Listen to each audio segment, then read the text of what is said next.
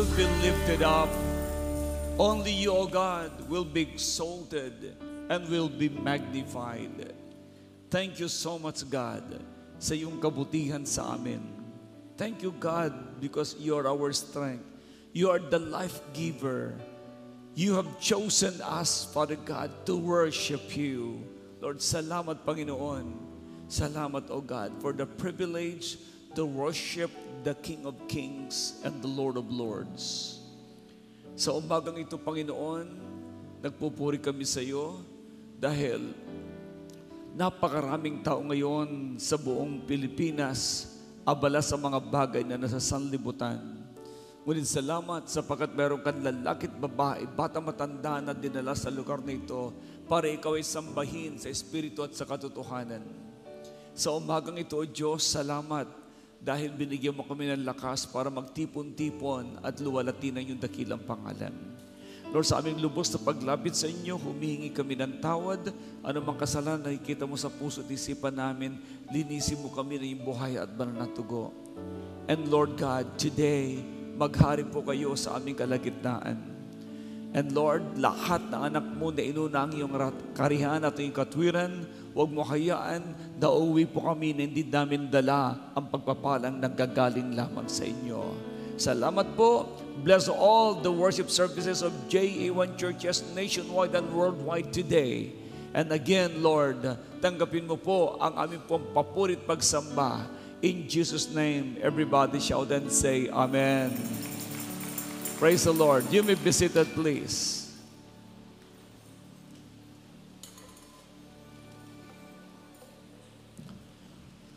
The Bible says in the book of Luke, chapter 4, verse 18 up to 19, the Spirit of the Lord is upon me because He has anointed me to preach the gospel to the poor. He has sent me to heal the brokenhearted, to preach deliverance to the captives and recovering of sight to the blind, to set at liberty them that are bruised, to proclaim the acceptable year of the Lord. Our God is Jesus, is the anointed one, the miracle-working God. Amen. Praise God. And let's declare J1 culture. Go. I am a blessing. I am anointed. I am a deliverer. I am a good follower. I don't destroy, I build. I'm not seasonal. I appreciate everyone, everything. I'm part of something big. I'm in partnership with Christ and I'm not extreme. Praise God, J1 culture. Magandang umaga sa inyo pong lahat. And good morning to all our online members sa iba't ibang sulok ng mundo. Ngayon sa Europa, sa Northern and Southern America. Good evening po sa inyo dyan. At sa iba't ibang part ng Asia, good morning. At early in the morning naman sa part ng Europe at ng Middle East. Praise the Lord. Are you excited today? Praise God. Again, thank you so much sa inyo pong patuloy na pagsama po sa aming mission ni Revlin. Dahil po kararating lang po namin kahapon sa ating pong mission sa lugar po ng Roma, sa loob lamang po ng 7 araw. Ang Diyos ay napakabuti dahil siya ang nagbibigay po ng iba yung lakas sa ating lahat. Kaya ang Diyos ay nagsasabing, He's the same yesterday, today, and forever. Praise God. At sa kauna-unang pagkakataon po, sino po ang mga ngayon lang po nakarating po dito sa J1 Church? Welcome, welcome po sa inyo pong lahat. Welcome. Welcome to the family of JA1. Palapakan natin ng Lord sa buhay po nila. Praise God. Welcome po kayo. Ang Jesus the Anointed One Church ay isa pong non-sectarian full gospel Christian ministry. Kaya po non-sectarian kasi wala po talaga tayong itinataas na anumang relihiyon o sekta. Full gospel kasi ito po ay buong Biblia ang itinuturo po dito, walang labis, walang kulang. At Christian ministry dahil ito'y kalipunan ng mga tunay na mananampalataya ng Panginoong Jesus. Kaya wine-welcome ko po kayong lahat. Mamaya po, after ko po mag-preach, kayo pong lahat na first-timer ay pupunta po doon po sa welcome room at kayo po ay wine-welcome po namin at gusto pa po namin lubos kayong makilala. Alright? So, praise God. Sino po ang second time palang nakarating po dito? Meron ba? Second time. Okay.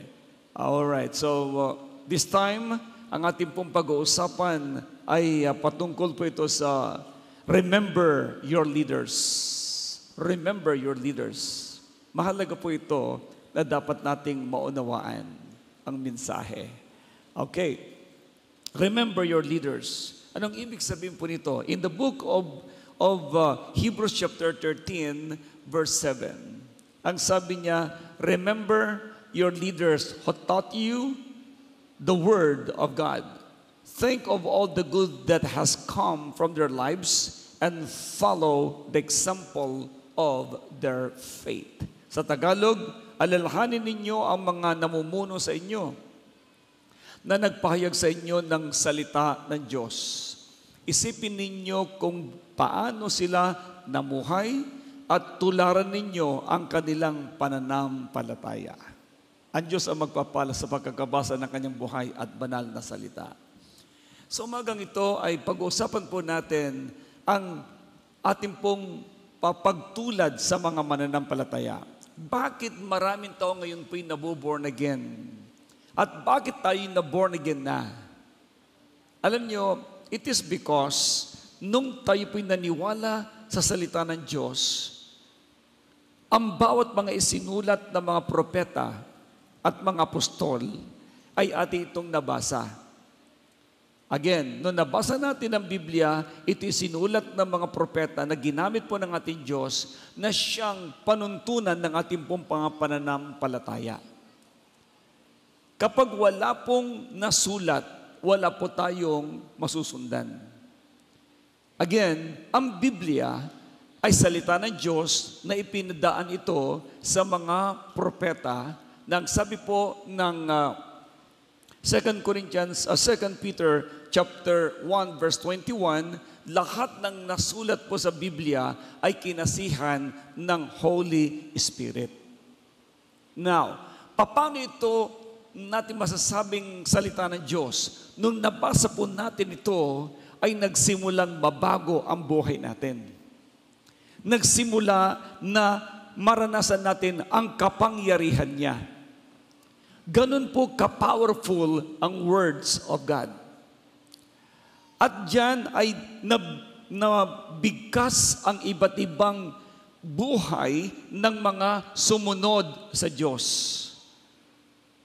At siya naman nasusundan po natin kung kaya't napapatunayan natin na ang Diyos na kumilos sa kanila noong lumang tipan at maging sa early church, after na si Christ ay umakyat muli sa langit, ang mga lingkod niya na naging example na nabigkas ng Biblia, ang siyang ating po ngayong nasusundan kung kaya't nababago ang ating po mga buhay.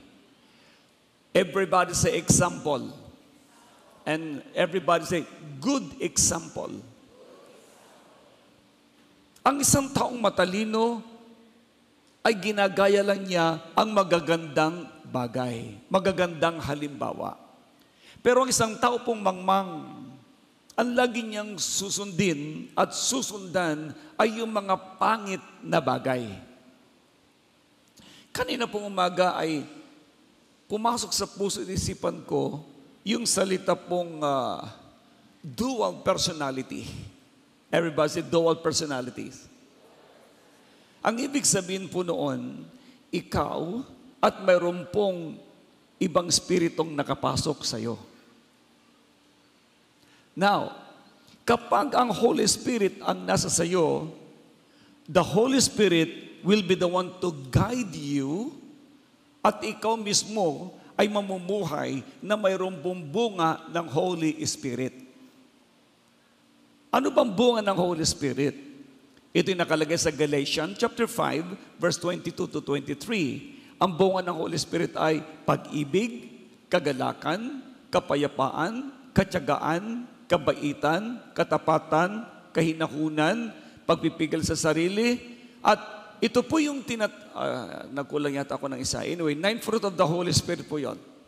So, ito po yung bunga ng Holy Spirit na makikita sa taong pinapanahanan ng Diyos. Question, nandiyan na ba ang Holy Spirit sa buhay nyo? Now, dahil nandiyan na siya, ang makikita sa iyo ay ang bunga nito. Unay pag-ibig.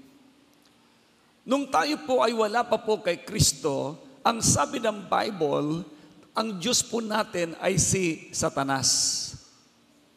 2 Corinthians chapter 4, verse 4. Na si Satanas, ang sabi niya, pinipigilan niya ang lahat ng tao na huwag magbasa ng salita ng Diyos na siyang larawan ni Kristo Jesus. Tingnan niyo pong sinasabi niya. Si Satanas daw po ang Diyos ng sanlibutan ito, the God of this world. Binubulag ng isipan ng maraming tao na huwag maniwala sa salita ng Diyos na siyang larawan ni Kristo Jesus. Sinabi rin ito ng book of John chapter 8 verse 44. Sinabi ni Jesus Christ doon sa mga Pariseyo na nagsasabing maka-Diyos sila, pero ang kanila pang mga ugali ay pangit. Ang sabi niya, ang dyablo ang inyong ama. At ang gusto ninyong gawin ay kung ano ang gusto niya. Sa simula pa lang ay mamamatay tao na siya. At hindi siya pumapanig sa mga katotohanan. Pasinin po niyo, ibig sabihin, si Satanas na siyang nagmamaneuver sa buhay ng taong wala sa Diyos, ito yung ugali ng mga tao na to. Namumuhay sa kasinungalingan, namumuhay sa puot, galit. Pero kapag nagsasalita siya ay ng kasinungalingan, ay nagsasalita siya ayon sa kanyang kalikasan, sapagkat siya ay sinungaling at siya ang ama ng kasinungalingan. Kaya pala liars go to hell. Very clear. Kaya ang tao po na unbeliever, ang tawag po sa kanya ay pangit man pakinggan, pero yun po ang totoo, ang dyablo ang kanyang ama. Of course, hindi papayag ang mga taong yon. Hindi ko papayag ng dyablo ang aking ama. Now, patunayan mo na hindi nga dyablo ang iyong ama. Now, kailangan mo ngayong magpalit. Dahil ang tao na wala pong Holy Spirit, dahil hindi niya tinatanggap si Holy Spirit sa kanyang buhay, hindi pa niya tinatanggap si Jesus, hindi raw siya belong kay Christ. Romans chapter 8, verse 9. Romans chapter 8, verse 9, ang sinabi niya doon, kapag wala ka kay Kristo, pag walang Holy Spirit sa iyo, wala ka kay Kristo. Okay, ilagay mo sa Tagalog para maintindihan ng mga tao. Now, ang sabi niya doon sa salita niya, na kapag wala ka kay Jesus Christ, walang Holy Spirit sa iyo. Kaya sabi niya, ngunit hindi na kayo namumuhay ayon sa laman, kundi ayon sa Espiritu. Sa katunayan, naninirahan sa inyo ang Espiritu ng Diyos. Sinong pinapanahanan ng Holy Spirit? Nananasan niyo ang Holy Spirit. Kung wala sa isang tao ang Espiritu ni Kristo, hindi kay Kristo ang taong yon. Kaya, ang salita ng Diyos ay naisulat para maging panuntunan, batayan ng ating pong mga pananampalataya. May kausap ba ako dito? Okay. Sabi mo sa katabi mo sandali, ang palad mo. Dahil naririnig mo ang salita ng Diyos. Okay. Kaya, ang sabi ngayon, nung ikaw ay na-born again, tandaan nyo sa Bible, pag ang tao po hindi na-born again, ay nako, hindi talaga papasok sa langit. Kasi ang pagiging born again ng tao ay yung pong tinanggap mo si Kristo, pumasok ang Holy Spirit, at siya ngayon ang pinaka-mark mo o ang tawag po doon ay seal. Okay? Ito yung pledge ng Holy Spirit ng salvation mo. Yun daw po ang magdadala sa iyo sa buhay na walang hanggan. Kaya, unless you are born again in the Spirit, you cannot enter into the kingdom of God. John chapter 3, verse 3 up to 7. Now, nung ang tao ngayon po yung na-born again, ang utos ngayon ng Diyos sa tao pong yun ay mamuhay ayon sa gusto ng Diyos. Sa Mark chapter 9 verse 35, ang sinabi ng Panginoong Yesus ay mamuhay ka ng may kababaang loob. Ito ang kaibahan kaagad ng taong hindi pinapanan ng Holy Spirit. Ang taong hindi na ng Holy Spirit sa kanya, mayroon pong kayabangan. At sila yun naghahanap lagi ng pansin. Ang in-example po dito ay ang mga Pariseo. Ang sabi niya, naupo si Jesus, tinawag ang 12 at sinabi sa kanila, ang sino mang nagnanais maging una ay dapat maging huli sa lahat at maging lingkod ng lahat. Ang taong nasa Diyos gusto laging maglingkod. Alam niyo ba kung bakit? Tanong niyo po ako dito. Bakit po? Parang wala akong kausap dito. Ang tao po na ginagamit ng Diyos ay mahalaga. Ang tao na nagpapagamit sa Diyos, mahalaga.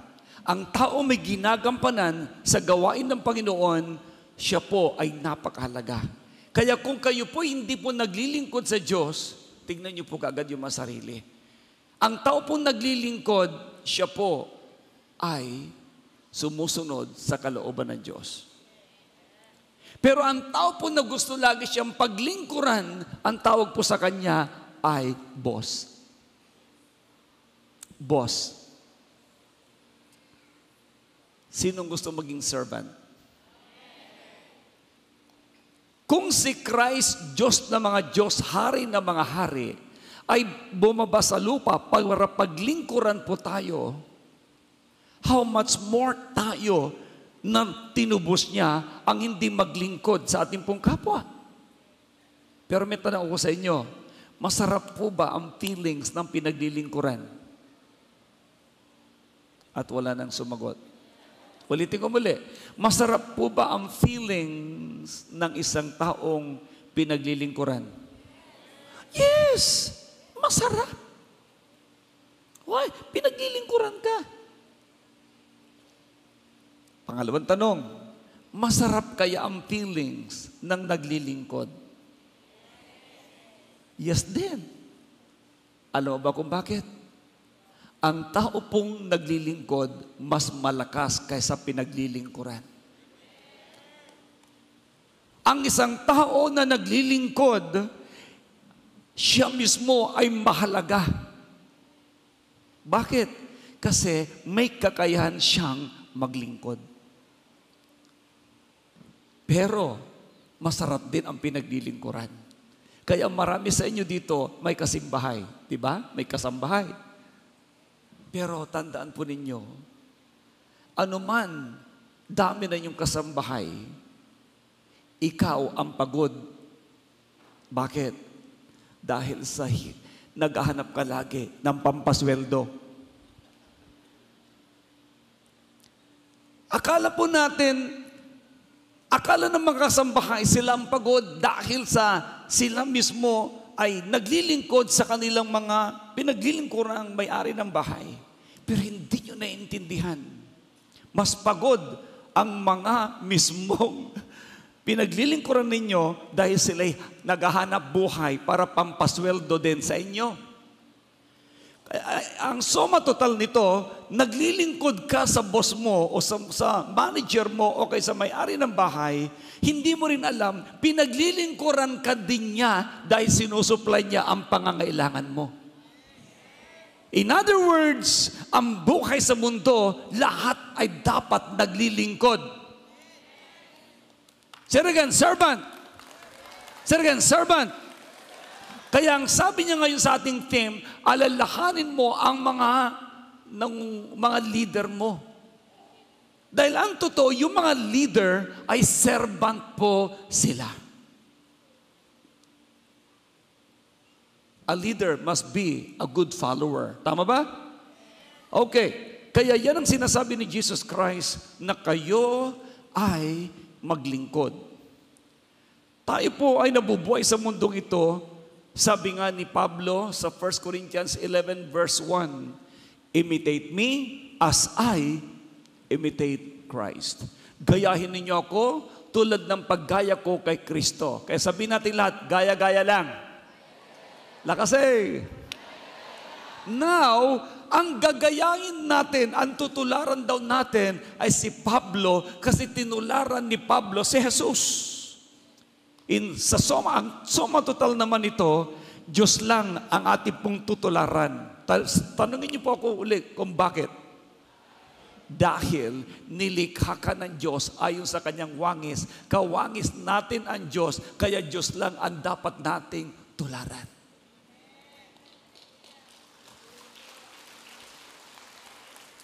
Praise God. Now, dahil kawangis ka ng Diyos, ikaw mismo ang magsisilbing liwanag ng sanlibutan. Ang sabi ni Christ sa John chapter 8 verse 12, I am the light of this world. I am the light that gives life. Kaya sinabi din ni Jesus Christ sa book of Matthew chapter 5 verse 13 up to 16, sabi niya, let your light shine among the people so that they may observe your good works and it will give glory to the Heavenly Father. Pagliwanagin ninyo yung mga sarili upang makilala nila ang Panginoong Yesus sa buhay ninyo. Ang sabi niya, it will give glory to the Heavenly Father. Kaya ang tawag sa iyo at sa akin nung ikay na born again, you are light and salt of this world. Ito na ngayon. Bakit ka naging liwanag? Ang sabi ng Colossians chapter 1 verse 12 to 13. Maganda po ito. Sabi niya doon ni Pablo, inilipat ka ng Diyos sa kaliwanagan mula sa kadiliman. Inilipat ka ng Diyos mula sa kadiliman dito sa kaliwanagan. Kaya sabi niya, iniligtas niya tayo sa kapangyarihan ng kadiliman at inilipat sa kaharian ng kanyang minamahal na anak. Kaya wala ka na sa dilim. Ito na ngayon. Kanina nabanggit ko ang dual personality. Ang tao na wala kay Kristo nasa dilim. Kaya ang ugali mo dalawa, sarili mong ugali at ugali ng kadiliman. Sino yung nasa kadiliman? Sabi natin muli, Satanas. Okay. Pero nung na-born again ka, inilipat ka ngayon ng Diyos sa kaliwanagan kay Kristo Jesus. Kaya ang personality mo ngayon ay dalawa din. Sarili mo at ang Holy Spirit. Now, the more na ikaw ay matatag at lubog o kaya laging nakatubog sa presensya ng Diyos, presensya lang ng Diyos ang makikita sa iyo. Pero pag nanghinang spiritual life mo, ang magkikita sa iyo ay sarili mo. Kaya minsan nasasabi mo, pag nagagalit ka, kung hindi lang ako born again, makikita mo ang dati ko. Kita mo? Bakit mayroong word na dati mo? Kasi dual ang personality mo. Ikaw at ang Holy Spirit. Kaya pansinin niyo yung 2 Corinthians 5:17. Ang nakipag-isa kay Kristo, isa ng bagong nilalang. Wala na ang dati mong pagkatao. Ikaw ay pawang bago na. Kaya ang nagbago lang ng buhay mo, walang iba kundi ang Panginoong Hesukristo. Hindi sinabing binago ka ng relihiyon. Hindi sinabing binago ka ng sekta at samahan. No, ang nagbago lang ng buhay mo, walang iba kundi si Jesus. Paano ka nagbago? Nung nakipag-isa ka sa Kanya. Tingnan niyo mabuti sa 2 Corinthians 5:17. Basahin natin muli yun. Bagamat binigkas ko na. Ang nakipag-isa kay Kristo, isa ng bagong nilalang. Wala na ang dating niyang pagkatao. Sa halip, ito'y napalitan ng bago. Sabi mo sa katabi mo, I am a brand new person. Hindi nagsalita yung iba. Sabi mo nga uli, I am a brand new person. O, Englishin mo. English na yung kanina, di ba? Tagalogin mo na lang, ako'y bago ng nilalang. Bakit? Born again. Palapakan natin ang ating Panginoon. Come on. Hallelujah. Okay, ngayon, ang kayang sabi muli ng ng 1 Corinthians 1 Corinthians 11 verse 1, imitate me as I imitate Christ. Ito na ngayon. Ang mga leaders natin sa church, kung paano ang mga disciples ni Christ nagturo ng salita ng Diyos ng mabuting balita at hanggang sa dumating sa Pilipinas ang mabuting balita na born again tayo, makinig kayo mabuti ha, at kaya ka na born again, pinili ka ng Diyos. Sinong pinili ni Lord dito? Basahin natin, bakit ka pinili? John 15 verse 16. Alam nyo, susunod ha, magdadala kayo ng mga notebook ninyo. Magsusulat kayo. Kayo lang po nakanganga dyan. Yung iba matatalino naman, nag-i-screenshot. Kayo di na nagsusulat. Pero makinig kayo. Kapag hindi kayo nagsusulat, pag labas nyo po dito, pwedeng agawin ni Satanas yung narinig ninyo at nalimutan ninyo. Ang purpose ng pagsusulat ay para ma-remind kayo kung sakaling nakalimutan ninyo ang mismong sinabi ko. At least maalala nyo mga bersikulo. Tanong mo yung katabi mo, narinig mo yon. Kaya bumili po kayo ng notebook. Mag-notebook po kayo. O sino dito nagsusulat? Raise your hand. Ay, marami. So yung hindi nagsusulat, bumili kayo ng notebook ha. At yung notebook ninyong bibilihin, yung mamahalin. Para ano, hindi nyo basta-basta pupunitin at hindi pwedeng pupunitin tapos ganun ipampapahid. Ha? Bumili kayo ng mamahalin notebook ha? Okay, balik tayo ngayon. Ang sabi niya, hindi kayo ang pumili sa akin. Ako ang pumili sa inyo. Sinong pumili sa atin? Si Jesus. Hinirang ko kayo upang kayo'y humayo at mambunga o magbunga. Hindi po magbunga nga.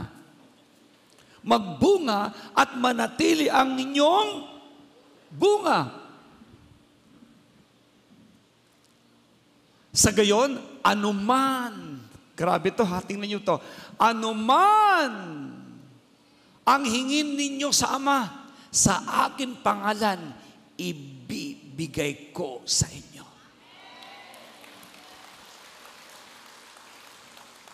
Kaya kung naintindihan mo, tinawag ka ng Diyos, kapatid. Kaya ka na born again, hindi ka natatalikod sa Kanya, mananatili kang tapat sa Panginoon hanggang wakas, at ang katapatan mo ay patutunayan mo ngayon na ikay mangangaral ng mabuting balita. Kaya ang tawag po dito ay gaya-gaya. Ginaya mo si Kristo, ginaya mo si Pablo, ginaya mo yung pastor mo, ginaya mo yung leader mo. At bakit? Dahil alam mong tinawag ka at pinili ka ng Diyos na buhay. Sino naintindihan ang sinasabi ko dito? Raise your hand. Kung naiintindihan ninyo, yan ang dapat ninyong tularan. Maglingkod po tayo at huwag nyo sasabihin, sila nag-aaral, kami wala. Tandaan mo, hindi pinag-uusapan dito ang pinag-aralan. Kung alam mong na-born again ka, si Pedro po ay grade 1. Ang mga disciples, mangingisda. Si Pablo ay mayroon pong konting alam, gumraduate siya sa college, sa school ni Gamaliel. Si Lucas ay isa pong doktor. Ang ibig kong sabihin, walang pinipiling pinag-aralan si Lord. Ang tinatawag niya ay kung sinong tawagin niya, kung may pinag-aralan ka o wala. Basta tinawag ka, kinasayan ka ng Holy Spirit, ikaw ay mahalaga sa Kanya, gagamitin Kanya para sa Kanyang kapurihan. Say hallelujah! Kaya mga kapatid, you are chosen by God. Kaya alalahanin mo. Now, kung naglilingkod ka, may mga pastors po tayo dito, gayahin ninyo ang kanilang paglilingkod. Bakit may mga pastors po tayo? Tinuruan ko po sila kung paano magpalayas ng masasamang espiritu. Tinuruan sila kung paano mag-preach. Ngayon, sila naman nagtuturo na rin at may mga disciples na rin po sila. At yung kanilang na-disciple, nagdi-disciple na rin. Kaya kung lahat po tayo, JA1 family, ay maglilingkod sa Panginoon, posible na ang lahat ng Pilipino ay ma-born again at papasok sa langit.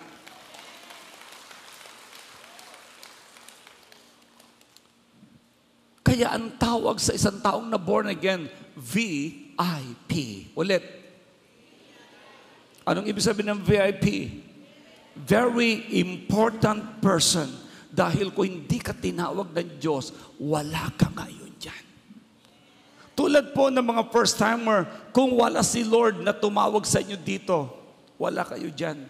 At alam nyo, ginamit lang ng Diyos yung nag-invite sa iyo. Ang totoo, si Lord ang nag-anyaya sa iyo na pumunta ka dito para marinig mo mabuting balita. At kung tatanggapin mo ito ng may kababaang loob, hallelujah, maghahari siya sa buhay mo. Say hallelujah. Praise the Lord. Kayo mga minamahal, sa Bible, marami pong ginagamit ang Diyos. Sabi nga ng Ephesians chapter 4, verse 13 to 16, ginagamit ng Diyos ang pastor, ang apostol, propeta, ebanghelista, pastor at guro. Ang purpose po ng mga tagapagturo po ito ay magturo't magpatatag sa inyo kung paano kayo maging matatag na anak ng Diyos. Matatag sa iyong pananampalataya. Kaya kung ako'y nagtuturo po sa inyo dito, itinuturo ko po ang pagmamahal ng Diyos na siya rin namang iturin ninyo sa iba. Huwag niyong suluhin na kayo lang ang born again.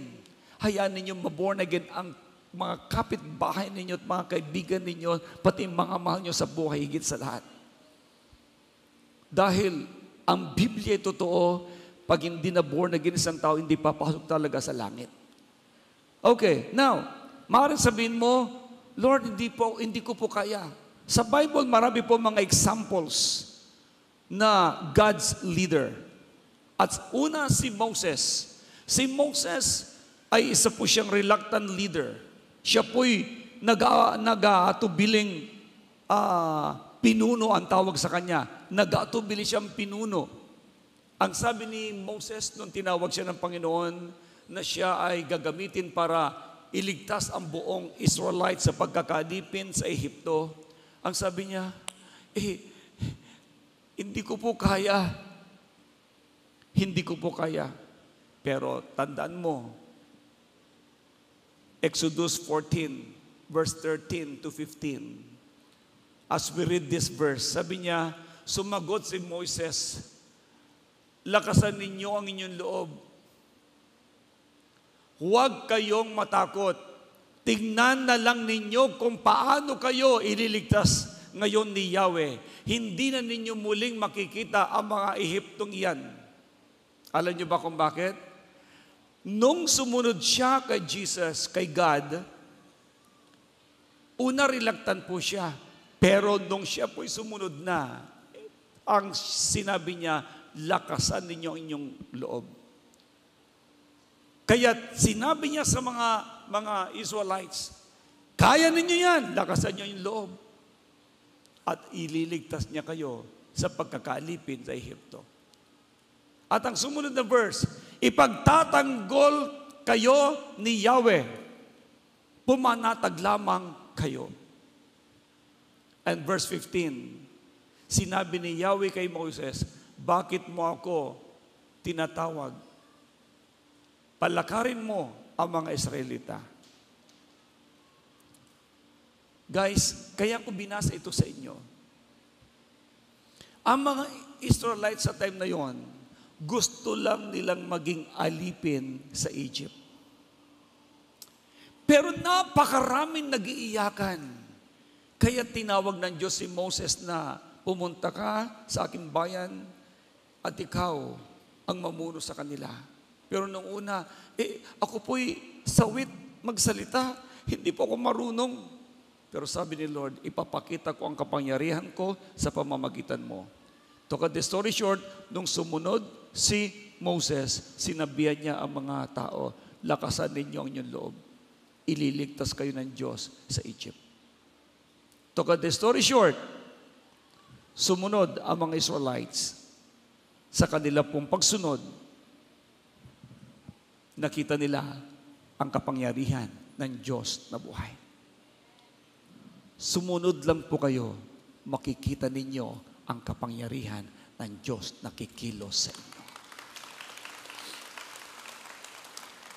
Kaya tularan natin si Moses. Tularan din natin yung mga tao na sumunod sa kanya, tulad nila Joshua. Yan po isang example. Pangalawang example po dito ay si Jeremiah, the prophet. Si Jeremiah din po ang nagsabi na ang mga tao ay dapat nang sumunod sa Panginoon. Si Jeremiah, dumating yung time na siya po ay nawawala ng pag-asa, pero pinatibay ng Diyos ang kanyang kalooban. At hanggang sa dumating yung panahon na mga Israelites ay sumamba sa tunay na Diyos at iniwanan ang kanilang mga Diyos-Diyosan.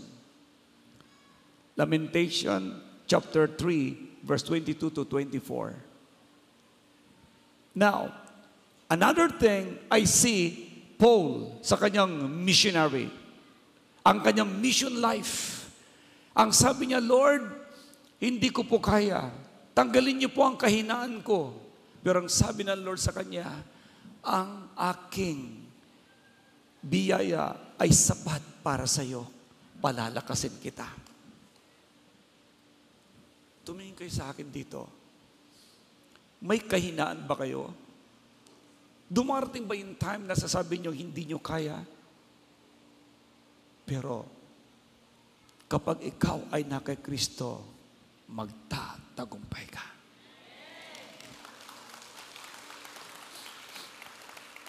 Kaya ko nababanggit ang mga ganito mga bagay, nakita ko sa Biblia, nagtagumpay si David, nagtagumpay si Pablo, nagtagumpay sila Jeremiah, nagtagumpay sila Moses.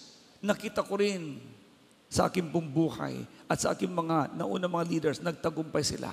Walang nakalagay sa Biblia na ang isang taong born again ay hindi daranas ng pagsubok. Lahat po tayo daraan sa pagsubok.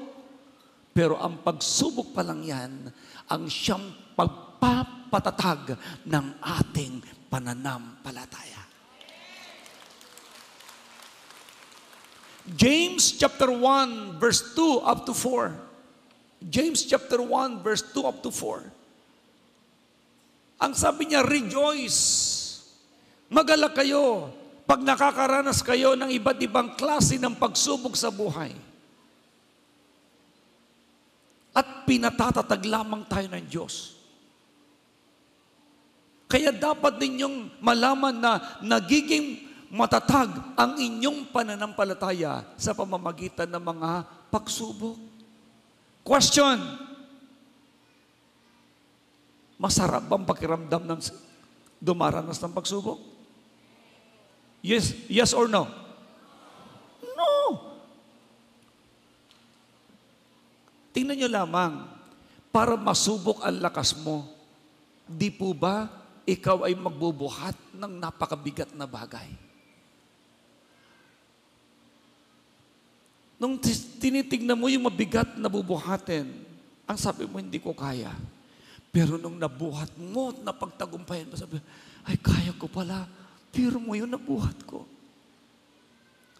Lalampasan mo at malalampasan mo lahat ng pagsubok na dadaanan mo dahil si Kristo ang nagsabi, hindi kita iiwanan ni pababayaan man. Trials is normal, but part po yan ng ating pong paglago sa pananampalataya. Say hallelujah! Kaya ang utos ng Lord sa atin, sabi ng Biblia, rejoice if you are encountering various trials. Pero nakalagay na rin sa Bible, kung may pagsubok man, magtatagumpay ka. Dahil na, sabi ng 1 Corinthians chapter 10, verse 13, wala daw po tayong pagsubok na maranasan na hindi natin ito mapagtatagumpayan. Everybody shout hallelujah! Praise God! Grabe to. Now, lahat ng pagsubok sa buhay, pangsamantala lang yan. Kaya ang word niya, magpakatatag ka. Pero kapag sinabi mong, hindi ko na talaga kaya, ayaw na. Ang taong umaayaw sa pagsubok, talo. Ang tawag po doon, pag ikaw ay nawalan na ng pag-asa, you are considered as dead. Ulitin ko muli. Ako, inaantok ng iba sa inyo. Nakikita ko sa inyo, parang ang layo ng mga tingin ninyo. Joke lang. Pero look at this. Ano man ang dumaan sa pagsubok, part yan ng buhay at part yan ng paglago nating espiritual. Kaliwat kanan, sabihin mo, magtatagumpay tayo.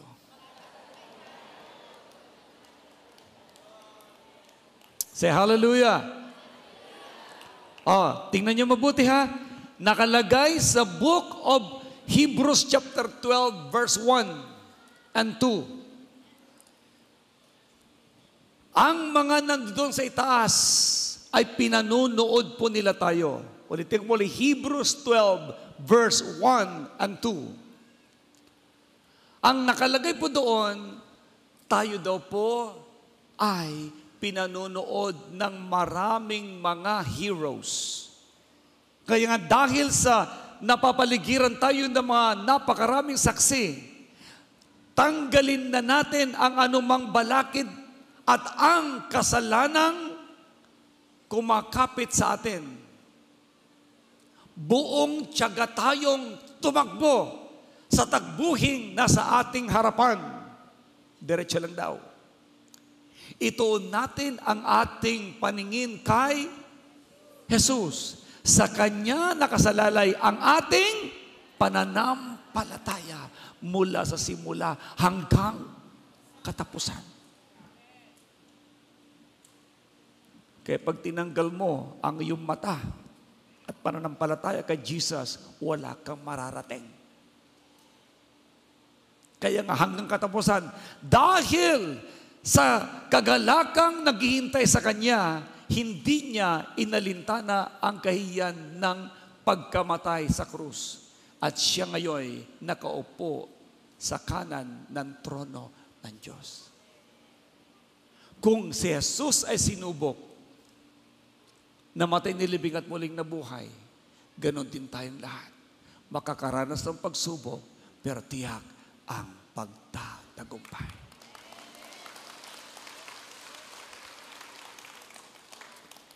Now, nakita ko po dito, what should be the characteristic of a Christian leader? Nabanggit ko sa inyo kanina, tinawag ka ng Diyos, hindi lamang isang ordinaryong pagkatawag, kundi you are a VIP, you are a very important person, na mayroon kang tutularan para maging leader ka din.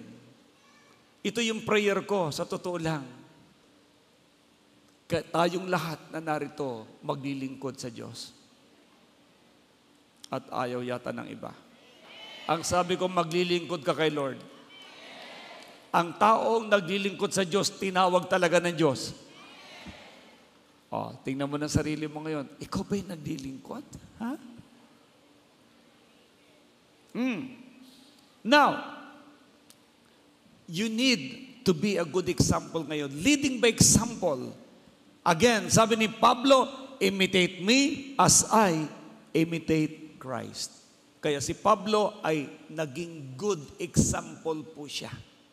Pagdating sa larangan ng pananampalataya. Ang daming pagsubok, pero nanatiling tapat. Dahil nakalagay din sa Book of Matthew 24 verse 13, ang manatiling tapat hanggang wakas siya lang ang maliligtas. Tatandaan niyo po yan.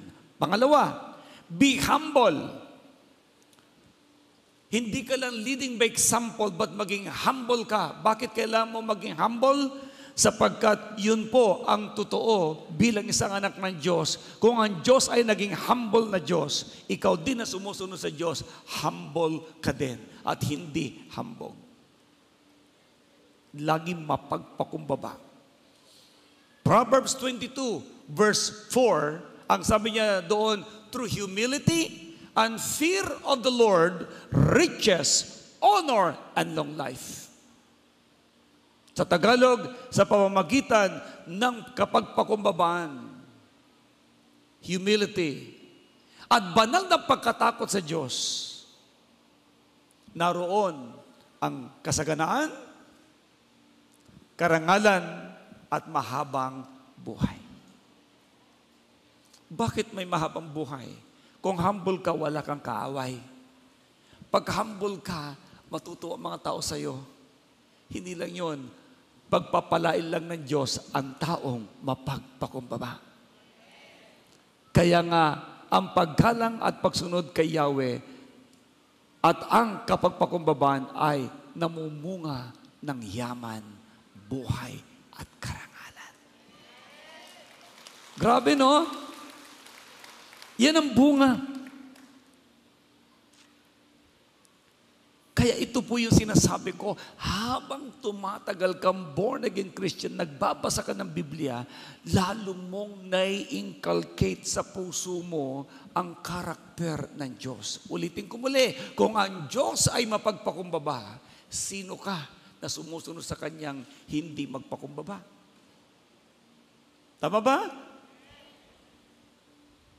Kayo pala, ang principle ng Diyos, ang nagpapakumbaba, itinataas niya. Kaya, Romans 12 verse 16, ang sabi ni Pablo, maging mapagpakumbaba kayo. Huwag niyo nang papatulan ang sinuman umaapi sa inyo. Remain humble. Kaya sabi niya, magkaisa kayo ng saloobin. Huwag kayong magmamayabang. Sa halip ay makisama kayo kahit sa mga dukha. Huwag ninyong ipalagay na kayo'y napakarunong. Humble lang. Amen? And pangatlo, integrity and ethics. Ano yung integrity at saka ethics, Bishop Art? Integridad at tamang pag-uugali. Bilang isang born-again Christian, maging good example ka sa pag-uugali. Kung dati kang palamura dati, ngayon, hindi mo nagagawin yon. Kung dati mainitin ang ulo mo, ngayon mapasensyoso ka. Kung dati kang madamot, ngayon mapagbigay ka. Dati kang malungkutin, ngayon masayahin ka. Dati kang pangit, ngayon maganda ka na. Amen. Tingnan mo yung katabi mo, kung ano yung tsura na niya. May pagbabago na ba? Yes! Actually, nagpapaganda sa buhay ng isang tao ay ang magandang ugali. Maganda nga mukha mo. Pangit na mga ugali mo. Eh di pangit din ang tingin sa iyo. Tama ba? Pero ano man ang itsura mo, mabait ka, maganda ang kalooban mo, maganda pati panlabas mo. Kaya nagpapaganda ay ang kabaitan sa buhay ng tao. 1 Timothy chapter 4 verse 16. Ang nakalagay po dyan, pagkaingatan mo ang iyong sarili at ang iyong pagtuturo. Patuloy mong gawin ang mga ito sapagkat sa paggawa mo nito ay maliligtas ka at pati na ang mga nakikinig sa iyo. Good example. Pangapat, love. Say, brother, say love. Ang mga tularan mo lagi ay ang taong punong-puno ng pag-ibig. Kaya maging good example ka bilang isang leader ng church, bilang isang born again, you are full of love. Ephesians chapter 4, verse 2. If you are full of love, then ikaw ay isang lingkod ng Diyos. Kaya ang sabi niya, kayo'y maging mapagpakumbaba, mahinahon at matyaga. Magparaya kayo dahil sa inyong pagmamahal sa isa't isa. Hindi kayo po ang sakim, kundi kayo ang mapagparaya. Ang ibig sabihin doon, purong ka ng pag-ibig. Jude chapter 1 verse 2. Ang sinabi rin niya doon sa kanyang salita, sa Jude chapter 1 verse 2, sumagana nawa ang pag-ibig ng Diyos sa inyo. Sumagana nawa sa inyo ang habag, kapayapaan at pag-ibig. John chapter 13 verse 34. Sabi ni Jesus sa pamamagitan ni John, John chapter 13 verse 34, ang pag-ibig ng Diyos ang siya laging maghari sa atin. Sa isang bagong utos ang binibigay ko sa inyo, magmahalan kayo. Magmahalan kayo. Sabi mo sa katabi, magmahalan tayo. Hindi ho mag-ibigan na, magmahalan. Okay, magmahalan kayo. Kung paano kayo minamahal, gayon din naman, magmahalan kayo. And the last one, grow towards maturity. Hayaan mong lumago ka sa iyong pagiging Kristiyano. Maging matured kang Christian. Huwag kang magiging baby Christian. Naintindihan niyo pa ba ako? Before I close today, again, tutularan mo yung leader mo. Kayong mga born again, kayo ang magiging leader sa darating na panahon. Tularan ninyo ang inyong po mga pastors. Tularan ninyo ang inyong mga life group leaders. Hayaan mo din naman na maging life group leader ka sa darating na mga araw. At sa pamamagitan mo, maraming tao ay makakakilala sa Panginoon. Palapakan natin Diyos ng buhay. As I conclude this morning,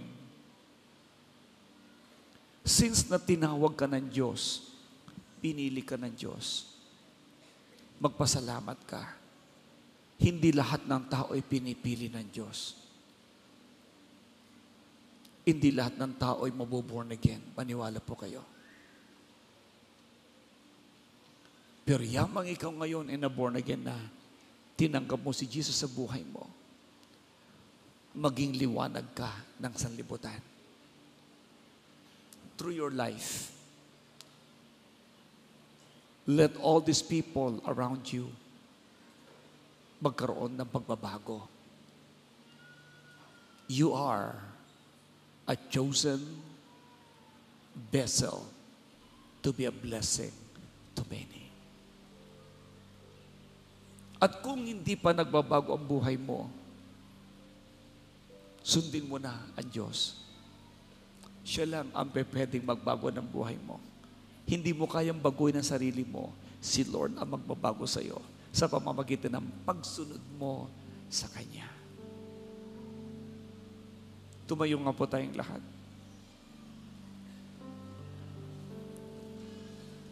Maglingkod ka ng may katapatan sa Panginoon.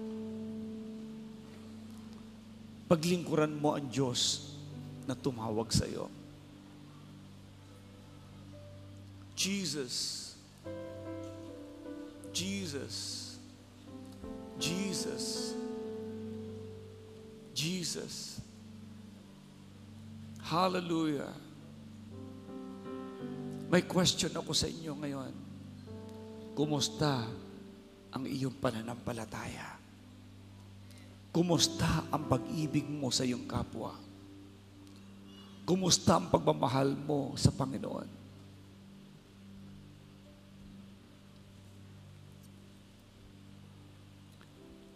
Ang sabi ng Lord, pinili kita, anak, para ikaw ay maging pagpapala sa iba. Kaya mahalin mo ang Diyos ng buong puso, buong isip, at buong lakas. Ibigin ka, O Diyos.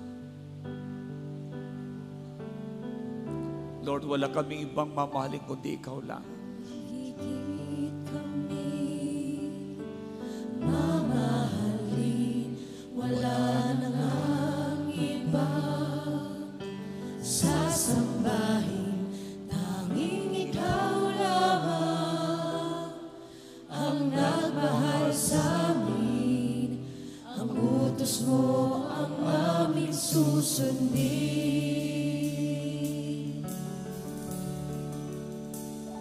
Ibigin ka, O Diyos, nang higit sa lahat. Ibigin ka, O Diyos, buong puso at lakas, buong isip at kaluluwa. Habang may hininga, paglingkuran at papurihan ka. One more time. Wala kami ibang mamahalin kundi ikaw lang, O Diyos.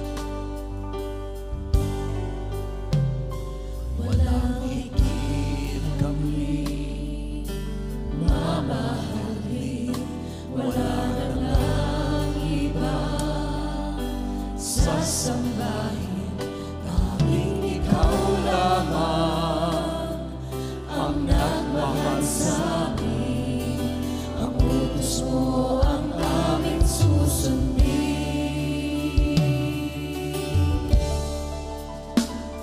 Ibigin ka, O Diyos, nang higit sa lahat. Ibigin ka, O Diyos, buong puso at lakas, buong isip at kaluluwa. Habang may hininga, paglingkuran at papurihan ka. Ibigin ka, O Diyos, nang higit sa lahat. Ibigin ka, O Diyos, buong puso at lakas, buong isip at kaluluwa. Habang may hininga, paglingkuran at papurihan ka.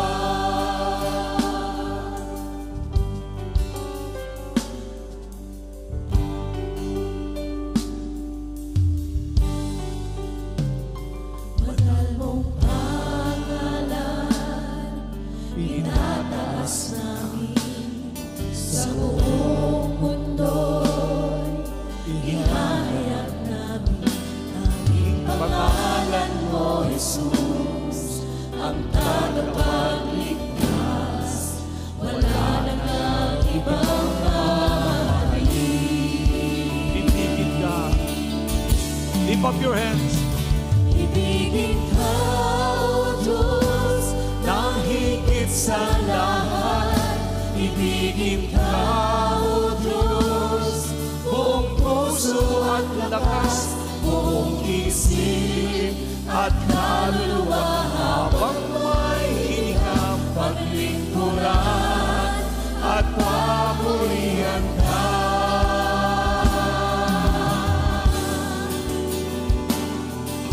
Sing it from the bottom of your heart. Sabihin mo sa Kanya.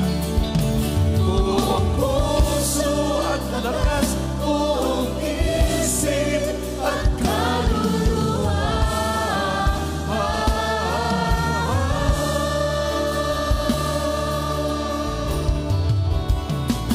Ibigin ka, O